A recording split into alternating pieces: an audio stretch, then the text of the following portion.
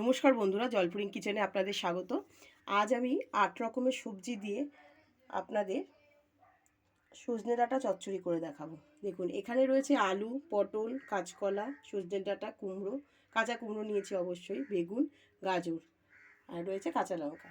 এখানে নিয়েছি অর্ধেক মতো একটা বাঁধাকপি। বাঁধাকপির পাতাগুলো একটু বড় করে সাইজ করে কেটেছি। নিয়েছি কাঁচা লঙ্কা। আর মশলা দেবো এখানে বড়ি, তেজপাতা, শুকনো লঙ্কা, ফোড়নে দেবো 5 ফোড়ন। রান্নাটা অবশ্যই সাদা তেলে করব। নিয়েছি সর্ষে বাটা। সর্ষেটা আমি একটুখানি গুলিয়ে লবণ দিয়ে একটু গুলিয়ে রেখেছি যাতে তেতো না হয়। নিয়েছি হলুদ, চিনি আর সামান্য লবণ। আর এক টুকরো আদা নিয়েছি। আদাটা আমি একটু গ্রেট করে দেব। এই দিয়েই আমি আজকে সজনে ডাঁটা চচ্চড়ি করে দেখাবো। তা চলুন রান্নাটা শুরু করা যাক। কড়াটা বসিয়ে গ্যাসটা অন করে নিলাম। কড়া গরম হয়ে গেছে, এবার তেলটা দিয়ে দিই। পুরো তেলটাই দেব। ফোড়নে দেব 5 ফোড়ন, বড়ি আর শুকনো লঙ্কা। বড়িটা একটু লাল লাল করে ভেজে নিতে হবে, তারপরে আমি আস্তে আস্তে সবজিগুলো অ্যাড করব। এবার আমি আস্তে আস্তে সবজিগুলো অ্যাড করব।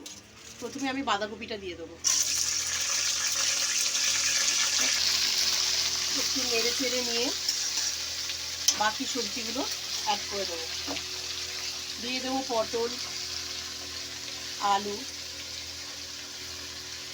কাঁচকলা, সজনের ডাঁটা, গাজর, কুমড়ো আর বেগুন। সমস্ত সবজি কিন্তু আমি দিয়ে দিলাম। দিয়ে দিলাম চেরা কাঁচা লঙ্কা।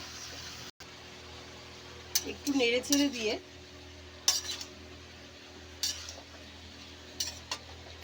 আমি গ্রেট করে রাখা আদাটা অ্যাড করলাম। দিয়ে দেবো স্বাদ মতো লবণ। সর্ষে বাটার মধ্যে কিন্তু একটু লবণ দেওয়া আছে, তাই একটু লবণ বুঝেই দিতে হবে। দিয়ে দিলাম হলুদ গুঁড়ো।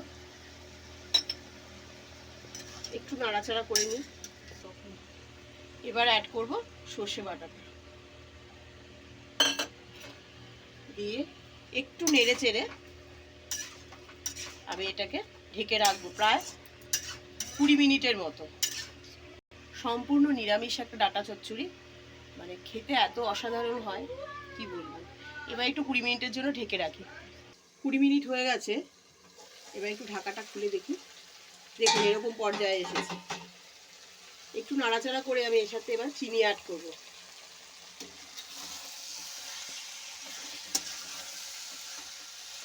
সমস্ত সবজি কিন্তু সেদ্ধ হয়ে গেছে। এই দেখুন বন্ধুরা, সমস্ত সবজি একদম সেদ্ধ হয়ে গেছে।